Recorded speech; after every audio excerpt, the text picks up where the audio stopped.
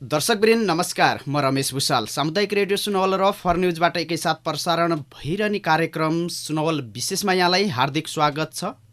हामी सुनवल विशेष अन्तर्गत रहेर समग्र पक्षका बारेमा चर्चा परिचर्चा गर्ने गर्दछौँ र यति बेला भनी देशै चुनावमय भएको अवस्था चाहिँ छ। उम्मेदवारहरू आफ्नो एजेन्डा सहित यति बेला मतदाताहरूलाई भेटघाट र घरदैलो कार्यक्रमलाई तीव्रता दिइराख्नु भएको चाहिँ छ। पश्चिम नवलपरासीमा पनि विभिन्न राजनीतिक दल र स्वतन्त्र उम्मेदवारहरूले पनि यति बेला घरदैलो कार्यक्रमलाई तीव्रता दिइराख्नु भएको चाहिँ छ। हामी यो सुनवल विशेष कार्यक्रममा रहेर विभिन्न उम्मेदवारहरूको चाहिँ एजेन्डा, उहाँहरूको उम्मेदवारी लगायत यावत पक्षका बारेमा चर्चा परिचर्चा गर्ने सन्दर्भमा भने आज हामीले हाम्रो स्टुडियोमा निमन्त्रणा गरेका चाहिँ छौँ राप्रपाका चाहिँ पश्चिम नवलपरासी क्षेत्र नम्बर 2 का उम्मेदवार हुनुहुन्छ, जहाँ आफै पनि राप्रपाका चाहिँ केन्द्रीय उपाध्यक्ष हुनुहुन्छ ध्रुवबहादुर प्रधानज्यू। म कार्यक्रममा ढिला नगरिकन सुनवल विशेष कार्यक्रममा हार्दिक स्वागत गर्न चाहन्छु। यहाँलाई स्वागत छ कार्यक्रम सुनवल विशेषमा। धेरै धेरै धन्यवाद। आराम हुनुहुन्छ? ठिक छु। अब यो एकदमै चुनाव नजिकै चाहिँ छ, यहाँहरू घरदैलो कार्यक्रमलाई तीव्रता दिइराख्नु भएको चाहिँ छ। खास गरिकन यो चुनावी अभियानलाई कसरी अगाडि बढाउनु भएको छ, यहाँबाट सुरुवात गरौँ। सबभन्दा पहिले सामुदायिक रेडियो सुनवल फर न्युज बाट मेरो आवाज सुनिराख्नुभएका समस्त मतदाताहरूमा हार्दिकताका साथ नमन गर्न चाहन्छु। आज सामुदायिक रेडियो सुनवलले जुन अवसर प्रदान गरेर सबै श्रोतागण साथै मतदाताहरूमा मेरा कुराहरू पुर्याउनको लागि र मेरा विचारहरू सुनाइदिनको लागि जुन अवसर दिनुभएको छ, त्यसको लागि हार्दिक धन्यवाद दिन चाहन्छु। अहिले हामी कार्यक्रम अनुसार आफ्ना मतदातालाई हाम्रा नीति सिद्धान्त रहेका र चाहिँ हाम्रा प्रतिबद्धता जुन पार्टीले गरेको छ, मैले उम्मेदवारको हिसाबले जुन किसिमको प्रतिबद्धता आफ्नो क्षेत्रको लागि नवलपरासी पश्चिम क्षेत्र नम्बर 2 को लागि जुन गरेको छु, त्यो कुराहरू सम्झाउँदै बुझाउँदै र मत माग्दै हिँडेको अवस्था चाहिँ निश्चित रूपमा हो। म यहाँको लागि नयाँ उम्मेदवार चाहिँ पक्कै होइन, किनकि 25 वर्ष अगाडिदेखि म निरन्तर रूपमा यहाँका जनताको घरदैलोमा पुगेको छु र आफ्ना कुराहरू निवेदन गरेको छु। म एकदमैसँग परिचित छु, प्रत्येक घरदैलोमा पुगेको कारणले मलाई त्यति परिचय गराउन र कुराहरू सुनाउन त्यति अप्ठ्यारो छैन। र अहिले जुन विश्वास उहाँहरूले मलाई दिनुभएको छ विगतको निर्वाचनमा 2079 को जुन इलेक्सनमा जुन विश्वास दिनुभयो, 5 वर्षको लागि दिनुभएको जुन विश्वास हो, त्यसलाई विशिष्ट परिस्थितिमा अहिले मध्यावधि हुन पुगेको छ। मैले आफ्नो जिम्मेवारी निर्वाह गर्नको लागि फेरि पनि आफ्नो यो उम्मेदवारी दिएको हुँ।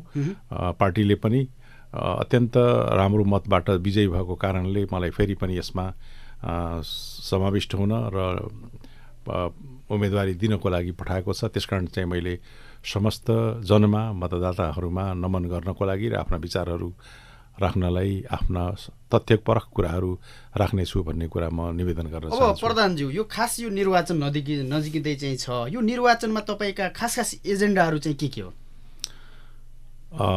हामी स्पष्ट छौँ, आफ्ना विचारमा स्पष्ट छौँ।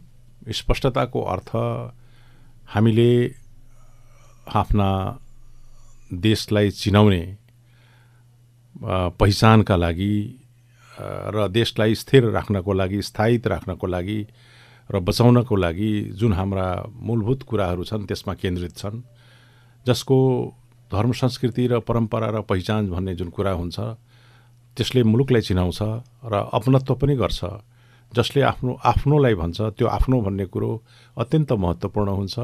मेरो देश, मेरो नेपाल, मेरो परिवारसँग जोडिएका समस्त कुराहरूलाई यदि हामी केन्द्रित गरेर हेर्ने हो भनेदेखि ती सबै केन्द्रित एकै स्थानमा हुन्छ। चाहे त्यो विकासका कुरा हुन्, चाहे त्यो सेवा प्रवाहका कुरा हुन्, यी सबै कुराहरू सुशासनका सन्दर्भका कुरा हुन्, यी जनजीवनलाई सुगम र अलिकति सरल ढङ्गले बनाउनको लागि जुन प्रयासहरू हुन्छन्, हामीले तिनै व्यावहारिक कुराहरूलाई लिएर अगाडि आएका छौँ। सर्वप्रथम हामीले हाम्रो देशको पहिचान, जुन हिन्दुत्वको भावले जोडिएको हिन्दू राष्ट्रको पहिचान, संसारमा एकमात्र रहेको हिन्दू राष्ट्र फेरि पनि स्थापित गर्नुपर्छ भनेर हाम्रो पहिलो एजेन्डाको रूपमै हामीले त्यसलाई राखेका छौँ। त्यस पछाडि देशको स्थिरताको लागि, स्थायित्वको लागि एउटा मेयो नभइकन देश चल्दैन भन्ने मान्यता अझ पनि विभिन्न अवस्थाहरूमा यो कुरो देखा पर्यो।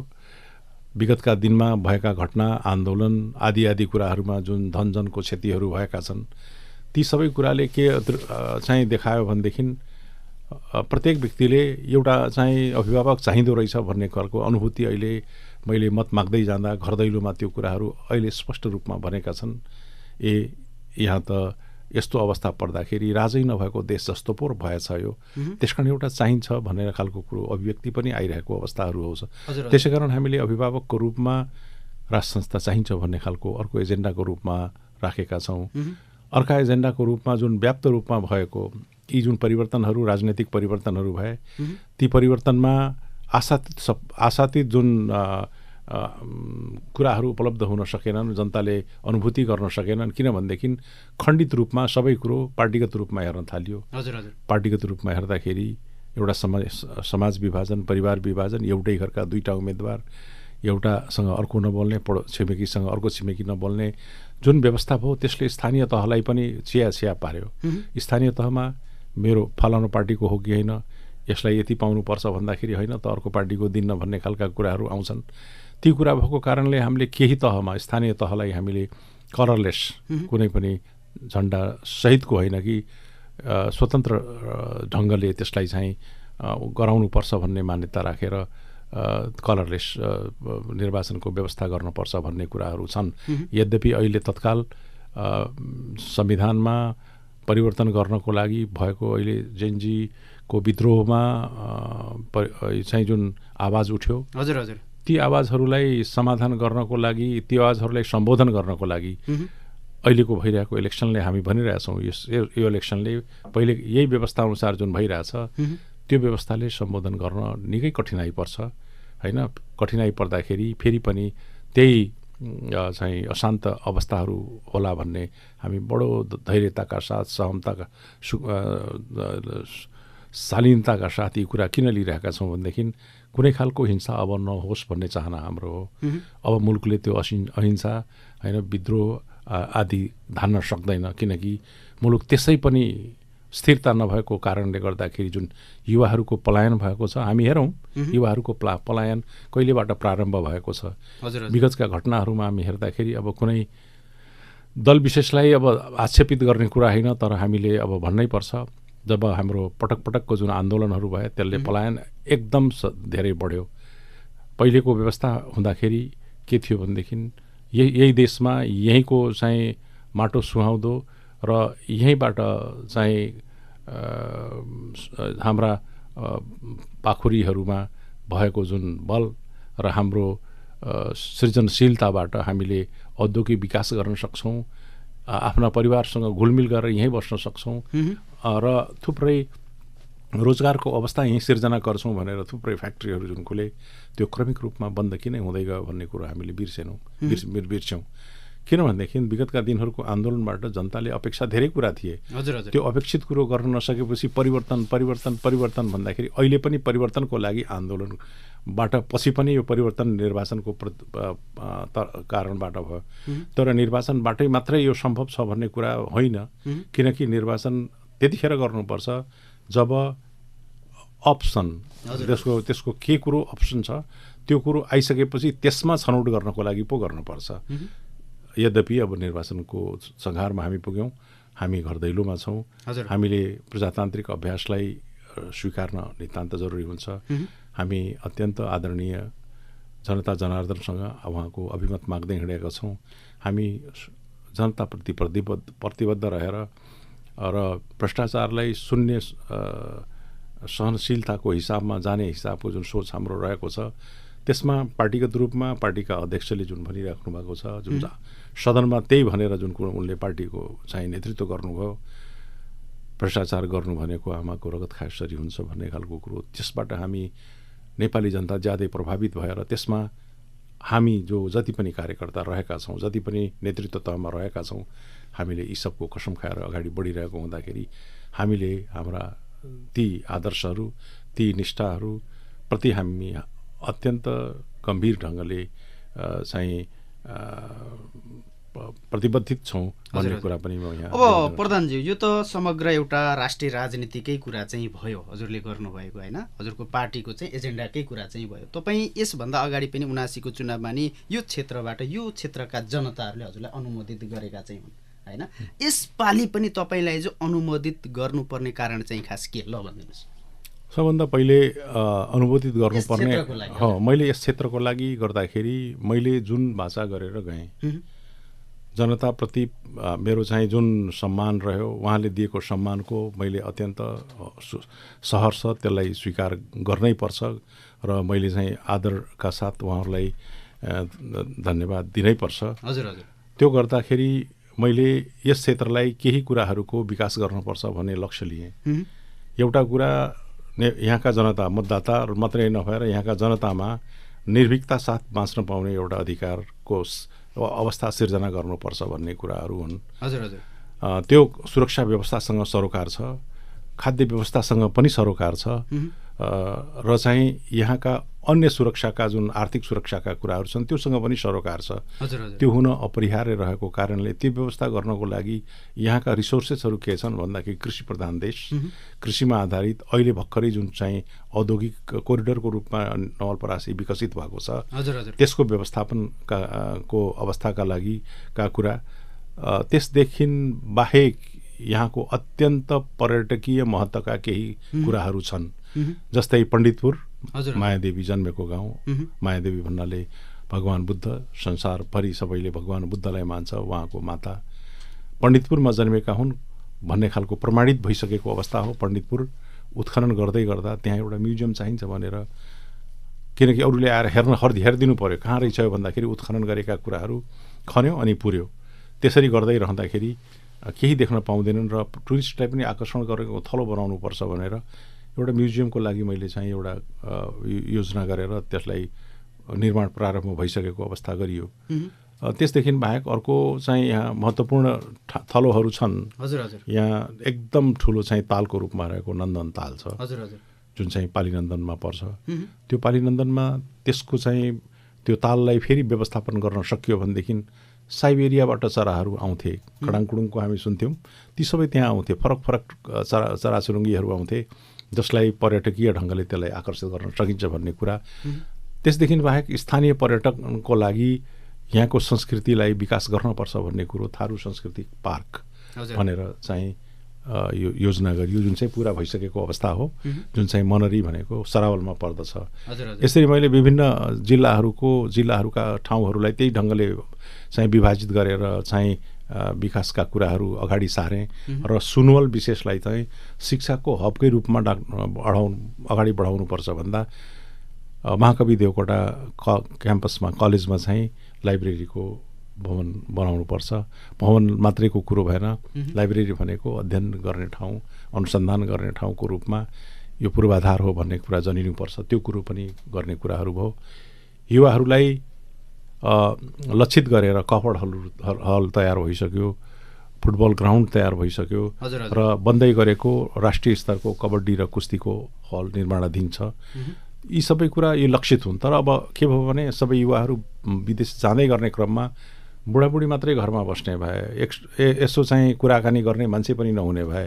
हामी यहाँको व्यवस्थाअनुसार देख्छौँ कतिपय ठाउँमा कीर्तन भजन आदि गर्नेहरू राम्रो व्यवस्थाहरू भएका छन्। त्योभन्दा पनि एउटा कुरा गर्नुपर्छ आफ्नो हमउमरले, कि आफ्नो उमेरको ज्येष्ठ नागरिकहरूले भनेर ज्येष्ठ नागरिक मिलन केन्द्र पनि निर्माणाधीन छ।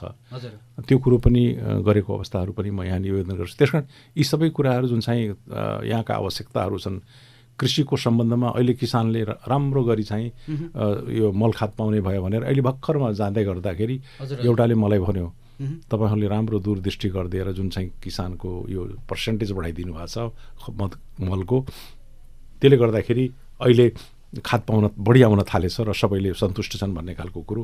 त्यो चाहिँ योजनाबद्ध ढङ्गले जानपर्छ भन्ने कुरो अध्ययन गर्ने क्रममा निर्वाचित भइसके पछाडिको दोस्रो दिनदेखि म त्यसमा केन्द्रित रहेँ। र कहाँनिर कमी कमजोरी रहेछ भने बाँडफाँडमा कमजोरी रहेछ। नवलपरासीमा सबभन्दा कम पर्सेन्टेजबाट दिइँदो रहेछ। त्यो पर्सेन्टेज पनि कुन ठाउँमा खपत गर्ने भन्ने पनि विभेदकारी कुराहरू रहेछन्। तर अहिले त्यो व्यवस्था त्यो अलिकति परिश्रमले गर्दा हामी सबै सँगै गऱ्यौँ। यहाँका प्रदेशका सभासदहरू, मेयर साहबहरू सबै हामीले संयुक्त रूपमा प्रयास गऱ्यौँ र यो सम्भव भयो। र यस किसिमको जुन यहाँका आवश्यकताहरूलाई गर्ने कुराहरूमा गरिरहेको कुरा छ। सबभन्दा महत्त्वपूर्ण यहाँको खानेपानी पनि छ। खानेपानी हुन सकेको अवस्थाहरू छैनन्, राम्रो गरेको अवस्था छैन। माथिल्लो बेल्ट ठिकै छ, तर तलतिर धेरै आर्सेनिकहरू छ। तल पनि दक्षिणतिर आर्सेनिक युक्त छ र त्यो पनि पर्याप्त पानी नभएको कारणले त्यो ठुलो चाहिँ चुनौतीपूर्ण अवस्थाहरू छन्। मुलुकको अर्थव्यवस्थाले गर्दाखेरि त्यो धानै नसकिरहेको अवस्था भए तापनि त्यसलाई गर्नपर्छ भनेर हामीले कोसिस गरिरहेछौँ। माथिको ठुल्ठुलो आयोजनाहरू खानेपानीका गरिएको छ।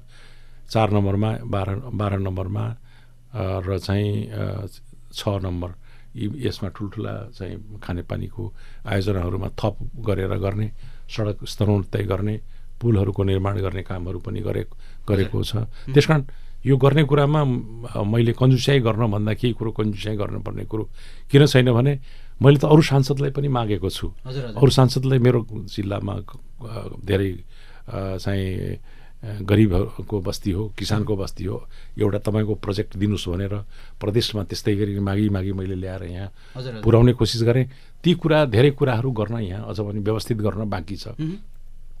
त्यति व्यवस्थित गर्न मात्रै बाँकी छैन, राष्ट्रिय मुद्दाका थुप्रै कुराहरू छन् जसमा चाहिँ राष्ट्रिय स्तरमा त्यो कुरो पुर्याउन सकिएन भनेदेखि देशको अवस्थामा गम्भीर अवस्था हुन्छ भन्ने कुरा जुन अहिले सबैले गम्भीरताका साथ भन्छन्, सिरियसनेस देखाउँछन् कि नेपालको अवस्था अब के हुने हो, कहाँ जाने हो भन्दाखेरि म चाहिँ अझ पनि अधैर्य छैन।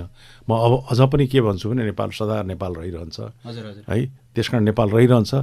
त्यसको लागि हामी सबै नेपालीले एकजुट हुन जरुरी छ र नेपाललाई समृद्ध बनाउनलाई, नेपालको स्थायित्वको लागि, नेपाल रहिरहनको लागि केही प्रलोभनमा, केही आफ्ना स्वार्थमा केन्द्रित नरहेर यदि राष्ट्रलाई माथि राखेर यदि हामी केही कुरा गर्न कोसिस गऱ्यौँ भनेदेखि यो सम्भव छ भन्ने लागेको छ।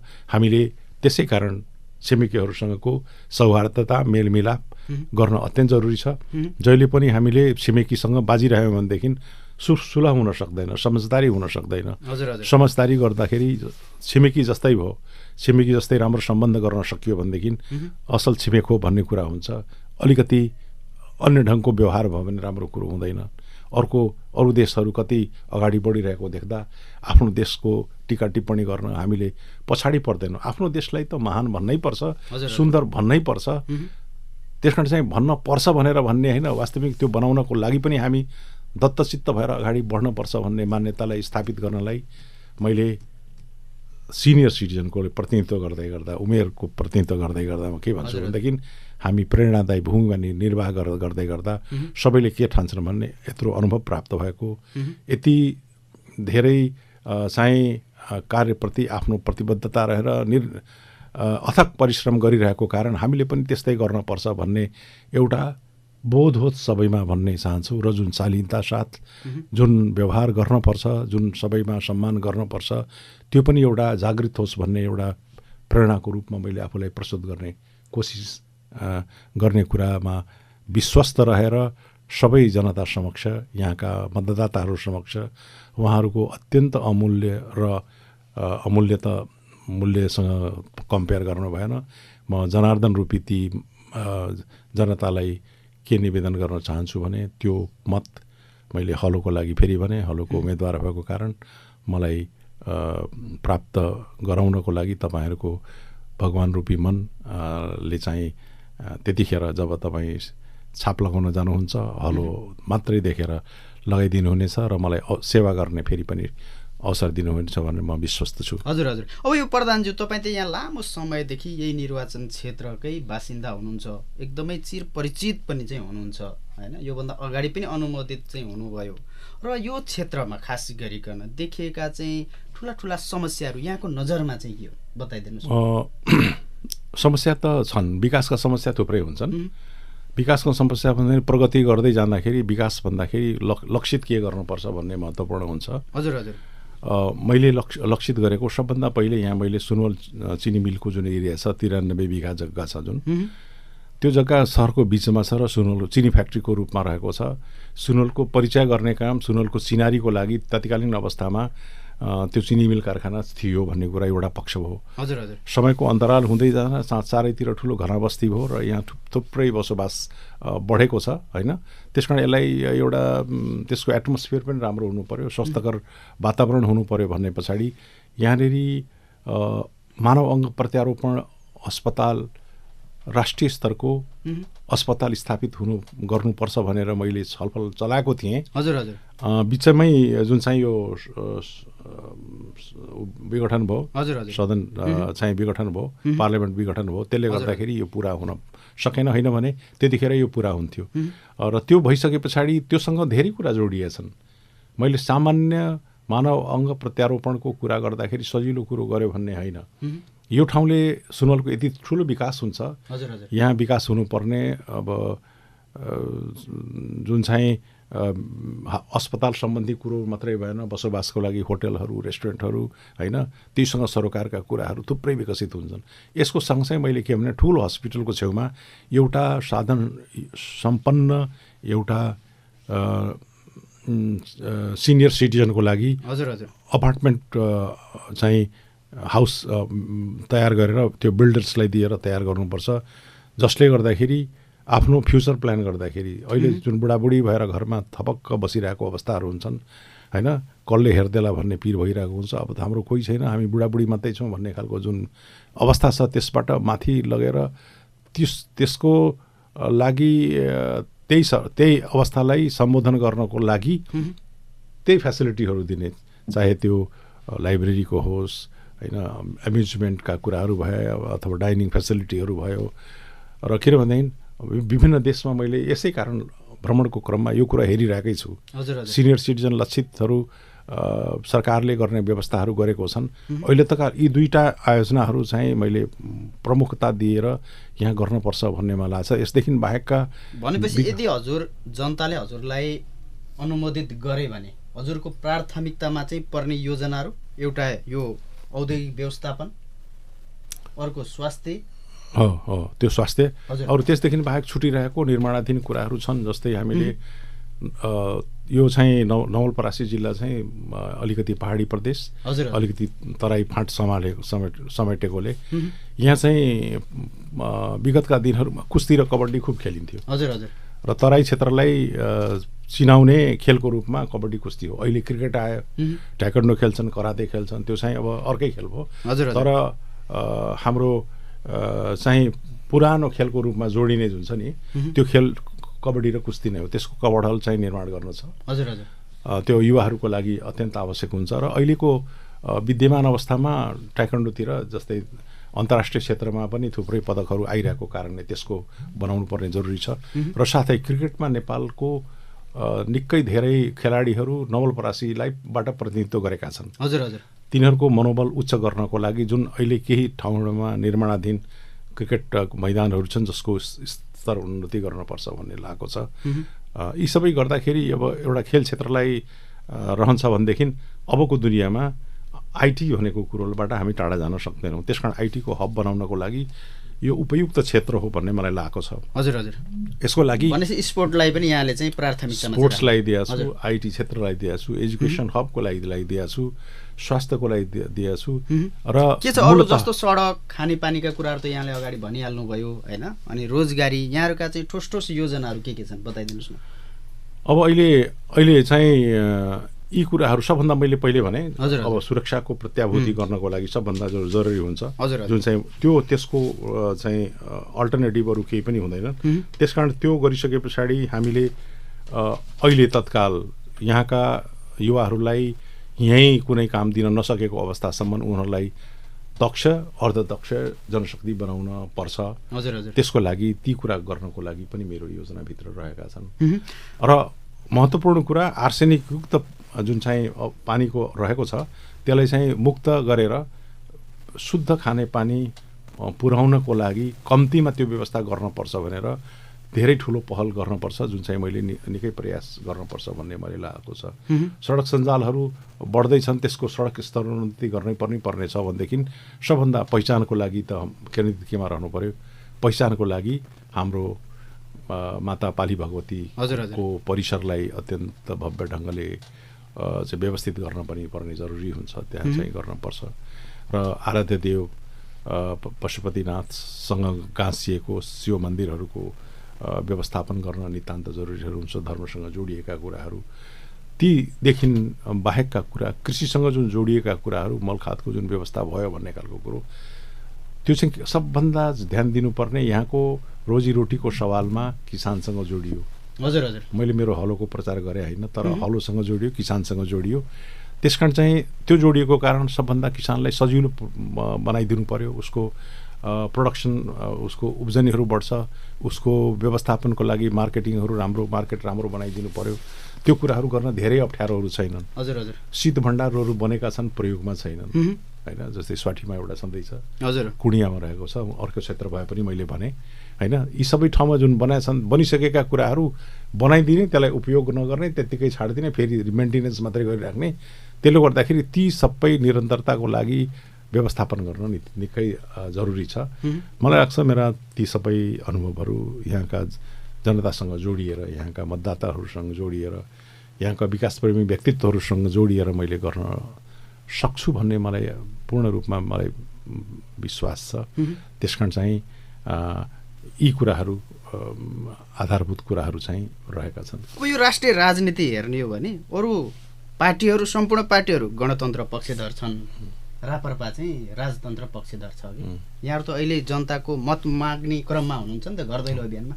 कस्तो प्रतिक्रिया पाउनु भएको छ? यो राजतन्त्र पक्षधरहरूले चाहिँ मत माग्दाखेरि यहाँहरूले चाहिँ, यहाँहरू त प्रत्यक्ष अहिले जनतासँग त साक्षात हुनुभएको छ, कस्तो प्रतिक्रिया पाउनु भएको छ? अहिले परिवर्तन खोजिरहेको जनताले खोजिरहेछ। के को परिवर्तन भनेको विगतको व्यवस्था भन्दाखेरि लोकतन्त्र, प्रजातन्त्र, लोकतन्त्र, गणतन्त्रबाट जुन चाहिँ आजिज भए, हजुर हजुर, जसकारण जेनजी युवाहरूले आफ्ना बलिदानी दिए, त्यो चेन्ज चाहिँ ल्याउनको लागि गणतन्त्रलाई कसैले समर्थन गर्ने अवस्था यद्यपि देखिँदैन। हजुर हजुर, परिवर्तन खोज्दाखेरि अब यसको रिजल्ट, यसको चाहिँ सब्स्टिट्युट के भन्दाखेरि, सब्स्टिट्युट यसको के हो भनेदेखि अब राजतन्त्र भनेर हामी भन्दैनौँ। राज संस्था किन भन्छौँ भनेदेखि राजा, संविधानभित्रको राजा, जो अभिभावकको भूमिका निर्वाह गर्ने मात्रै राजा। हजुर हजुर, कार्यकारी प्रमुखको रूपमा निर्वाचन प्रणालीबाट, जुन प्रत्यक्ष निर्वाचन प्रणालीबाट जो हुन्छ त्यसलाई राख्ने, जुन चाहिँ जेनजीको आन्दोलन पनि माग थियो। हजुर हजुर, भ्रष्टाचार उन्मुक्त समाज निर्माण गर्ने क्रममा जुन हाम्रो प्रतिबद्धता हामीले मात्रै गर्न पुगेन। यो वातावरण बनाउनलाई संविधान संशोधन गर्न नितान्त जरुरी हुन्छ र अहिलेको जुन चाहिँ बन्ने चाहिँ पार्लियामेन्टको जुन आकार हुन्छ, त्यसबाट कति सम्भव छ भन्ने कुरा एउटा महत्त्वपूर्ण कुरा चाहिँ अवश्य पनि सोचनीय कुरा छ। त्यसकारण चाहिँ त्यो नभएको अवस्थामा हामीले के भन्यौँ भनेदेखि, यदि पहिले नै यो कुरा गरेर अनि निर्वाचनमा गएको भए अझ राम्रो हुन्थ्यो भन्ने कुरो यद्यपि हाम्रो भनाइ अझ पनि छ। यसको अर्थ अहिले निर्वाचन प्रक्रियालाई अझै पनि यहाँहरूले त निर्वाचन सार्नुपर्छ भन्ने माग पनि राप्रपाले गरेको छ भन्ने सुनिन्छ। माग हामीले गरेको होइन, गरे भए बेस हुन्छ भन्ने हाम्रो विचार हो। हजुर हजुर, किन गर्दाखेरि उपयुक्त हुन्थ्यो भन्ने विचार हो। तर अब यहाँसम्म पुगिसकेपछि, हामी निर्वाचनमा घर दैलोसम्म पुगिसके पछाडि यसलाई प्रभावित गर्नलाई हामी प्रयास गर्दैनौँ। हामी, मैले भने यी कुराहरूले जुन चाहिँ जनताको मनमा, युवाहरूको मनमा परिवर्तन गर्दाखेरि कसरी परिवर्तन गरेर केही हुन्छ, कहीँ न त्रुटि त भयो भन्ने कुरो अहिले जेनजी पुस्ताले पनि सोचेको छ। किनकि सुरुमा जुन 6 महिना पछाडि इलेक्सन गर्ने भन्ने जुन म्यान्डेट दिइयो कार्यकारी प्रमुखलाई, त्यो चाहिँ गलत थियो भन्ने खालको बोध भएको छ। तर अब यहाँसम्म आइसके पछाडि त्यो जो परिणाम आउँछ त्यसलाई पनि मिलाएर लैजान पर्छ, सकिन्छ कि भन्ने एउटा हामीले पनि त्यही सोचिरहेछौँ। हामीले त नेतृत्व गरेर ती सबै दलहरूलाई मिलाएर यी जुन चेन्जेस चाहने जुन युवाहरूको माग छ त्यसलाई मिलाएर लैजानुपर्छ भन्ने हामी आँट गरेका छौँ। अहिले जनताको समर्थन प्राप्त छ। धेरै चाहिँ हाम्रो एरियाहरू ठुलो छ। हाम्रो जुन चाहिँ भोट ब्याङ्क ठुलो किन छ भनेदेखि धार्मिक आस्थासँग जोडिएको हिन्दू धर्मावलम्बी सबैले चाहिँ हामीले आश्वस्त गरेका छन् कि तपाईँहरूलाई हामीले कम्तीमा एउटा भोट दिन्छौँ भन्ने खालको कुरा गरेका छन्। त्यसले हाम्रो यो चाहिँ ठुलो जुन चाहिँ जो छ भोट ब्याङ्क छ त्यसबाट प्राप्त हुने कुरा। अर्को कुरो, राज संस्थाप्रतिको जुन आवश्यकताको बारे जनताले भन्न थालेको छ, नाइ अब त यहाँको भाषाले भन्छन् नाइ राजै ठिक रहल वही ल्याएको परि खैर भन्छन् नि। त्यो कुरो अझ पनि व्यापक रूपमा छ। हेर्नुहोस्, म त घर दैलोमा पुगिरहेको छु, मैले मेरो कुरा चाहिँ यो हो भन्ने जानेर भन्दैनन्। म त यहीँको ध्रुव बाबु न हुँ, यहीँको गाउँको, मलाई त्यो ढङ्गले चाहिँ भन्दैनन्। त्यस कारण चाहिँ अहिले यी दुइटै एजेन्डा हामीसँग जोडिएको कारणले हाम्रो र सम्मानजनक मत प्राप्त हुन्छ भन्ने कुरा चाहिँ मैले विश्वास लिएँ। अब यहाँ अन्य उम्मेदवारहरूसँग चाहिँ यति बेला चुनावी मैदानमा हुनुहुन्छ, प्रतिस्पर्धामा चाहिँ हुनुहुन्छ। अन्य प्रतिस्पर्धीहरूसँग यहाँको प्रतिस्पर्धात्मक बल चाहिँ के हो बताइदिनुहोस् त। होइन, मेरो त कुनै पनि उम्मेदवारसँगको प्रतिस्पर्धा त मैले गर्न सक्ने अवस्थै होइन। हजुर हजुर। मैले त जनताको मनमा हाम्रो जुन एजेन्डा छ त्यो कुरो कस्तो छ भनेर राख्न मात्रै कुरो हो। हजुर हजुर। जनताले मलाई कुन दृष्टिले हेर्छन्, यो भरपर्दो मान्छे छ, विश्वसनीय मान्छे छ, यसले ढाँट्दैन, छलकपट गर्दैन, यो भ्रष्टाचारी छैन, यो चाहिँ सरल स्वभावको छ, यसको छिटो एक्सेस छ, सजिलो एक्सेस छ भन्ने कुरा मैले जनताको मन जित्न खोजिरहेको छु। कसैसँग मैले प्रतिस्पर्धा गरेँ होइन। मेरो प्रतिस्पर्धा मैले गर्नुपर्ने जनताको विचारसँग हो। त्यसमा म तल्लिन्छु, लागिरहेको छु। सबैजना आफ्नो आफ्नो ठाउँमा एउटा क्षमतावान हुनुहुन्छ, योग्य हुनुहुन्छ, उहाँहरूलाई सम्मान गर्न चाहन्छु। उहाँका पार्टीका पनि विभिन्न चाहिँ नीतिहरू होलान्, त्यो उहाँले गर्दै रहनु होला। तर पार्टीगत रूपमा मैले अघि निवेदन गरेँ, व्यक्तिगत रूपमा मैले के भन्छु भने मेरो प्रतिस्पर्धा जनताको मनमस्तिष्कसँग छ। मैले ती सम्मान फेरि पनि दोहोऱ्याउन चाहन्छु। जनता जनार्दन हुनुहुन्छ, मलाई सेवा गर्ने र प्रमाणित गर्ने एउटा अवसर प्रदान गर्नुहुन्छ, जसमा चाहिँ एउटा ज्येष्ठ नागरिकले पनि आँटका साथ यो उमेरमा जनताको घर दैलोमा गएर पनि केही गर्छु भन्ने आँट गरेको छ भन्दाखेरि त्यो सबैले सम्मानजनक रूपमा चाहिँ एउटा लेसन हुन्छ भन्ने, पाठ हुन्छ र प्रेरणा हुन्छ भन्ने कुरालाई पनि प्रेरित गर्छ भन्ने लागेको छ। हजुर हजुर। अब यहाँ यदि निर्वाचित हुनुभयो भने त यहाँले अगाडि भनेका कुराहरू, जुन योजनाहरू, एजेन्डाहरू, नीति निर्माणमा यहाँले चाहिँ पहल गर्नुहुन्छ। यदि हुनु भएन भने हामीलाई जति पनि हेर्ने देख्ने आम दर्शक श्रोताहरू हुनुहुन्छ, हजुरका मतदाताहरू हुनुहुन्छ यस निर्वाचन क्षेत्रका, उहाँहरूसँगको प्रतिबद्धता के हजुरको? मेरो प्रतिबद्धता त निर्वाचित भए पछाडि भए त हजुर संसदको भूमिकाबाटै अगाडि बढ्नुहुन्छ नौदाको खण्डमा। होइन, यसो नि, प्रतिबद्धता के हुन्छ भने आगामी दिनको जुन उज्जवल भविष्य हेरिन्छ होइन, उज्जवल भविष्य हुन्छ। बिहानी चाहिँ जुन सूर्योदय हुन्छ, लालीमा हुन्छ, त्यसमा जहिले पनि आशा अपेक्षाहरू रहन्छन्, निराशाहरू हुँदैनन्। त्यस कारण चाहिँ मैले सबै जनताको मनमस्तिष्कमा छु भन्ने मलाई लागेकोले यदि भएन भनेदेखिको कुरो त्यस पछाडि फेरि पनि तपाईँकै यही सुनल रेडियोबाट आएर भनौँला मैले भन्ने कुरा मैले सोचेको छु। तर अझ पनि तपाईँकै रेडियोबाट सफलताको कुराहरू सुन्ने अपेक्षा गरेको छु। अब यहाँ चाहिँ एउटा चुनावी अभियानमा हुनुहुन्छ, अन्तिममा जति पनि हामीलाई हेर्ने देख्ने सुन्ने आम दर्शक श्रोताहरू, मतदाताहरू पनि हुनुहुन्छ, अब निर्वाचन मैदानमा हुनुहुन्छ, के भन्न चाहनुहुन्छ अन्तिममा? अत्यन्त आदरणीय नवलपरासी क्षेत्र नम्बर 2 बसुपका मतदाताहरूमा विनम्रताका साथ म निवेदन गर्न चाहन्छु। मैले आफ्नो निर्वाचित भइसकेपछि मैले गरेका वाचाहरू, मैले प्रयास गर्दै गर्दा अधुरा रहिरहेका कुराहरूलाई पुरा गर्न र मेरा विचारहरू, मेरा अनुभवहरूलाई मैले प्रत्यक्ष रूपमा जनसमक्ष राख्नको लागि सरकारलाई पनि त्यही ढङ्गको अवस्थाअनुसार यदि सरकार भएछ र सरकारमा गइएछ भन्ने भए पछाडि मैले सुझबुझले यहाँले दिएको सम्मानलाई मैले अपमान गर्ने छैन। जसरी अझ अहिलेसम्म यहाँका जनताले, यहाँका मतदाताले मलाई शालीनता र चाहिँ वचनबद्धता, प्रतिबद्ध व्यक्तित्वको रूपमा लिनुभएको छ, मैले त्यो आफ्नो व्यवहारलाई चाहिँ निरन्तरता दिन्छु र त्यो सम्मान चाहिँ मैले ग्रहण गर्छु। त्यसकारण अहिलेको निर्वाचनमा हलो चिनो मेरो निर्वाचन चिन्ह हो। राष्ट्रिय प्रजातन्त्र पार्टीको हलो चिनो मतपत्रको दाहिनेतिरको माथिल्लो पङ्क्तिको सबभन्दा दाहिने भएको कुनामा हलो छ। त्यसमा स्वस्तिक छाप लगाएर हाम्रो धर्मप्रति हाम्रो प्रतिबद्धता, हाम्रो राष्ट्रप्रतिको प्रतिबद्धता, नेपाली सधैँ रहिरहन् भन्ने हाम्रो चाहिँ विचारलाई बल दिनको लागि आफ्नो ईश्वररूपी शक्तिले त्यसमा मतमा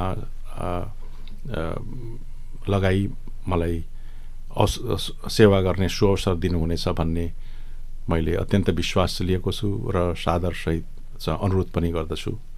धन्यवाद। हस्, यहाँले महत्त्वपूर्ण समय दिनुभयो। यहाँको उम्मेदवारी, यहाँका योजना एजेन्डाका बारेमा रहेर यो सुनवल विशेष कार्यक्रममा चर्चा परिचर्चा गर्न पाइयो। यहाँलाई धेरै धेरै धन्यवाद। हस्, धेरै धेरै धन्यवाद। हवस् त दर्शक श्रोताबिन, सुनवल विशेष कार्यक्रम आजलाई यति नै। हामी फेरि अर्को सुनवल विशेष कार्यक्रममा भेट हुने बाचासहित म रमेश भुसाल पनि बिदा हुन्छु। हस्त, धन्यवाद, नमस्कार।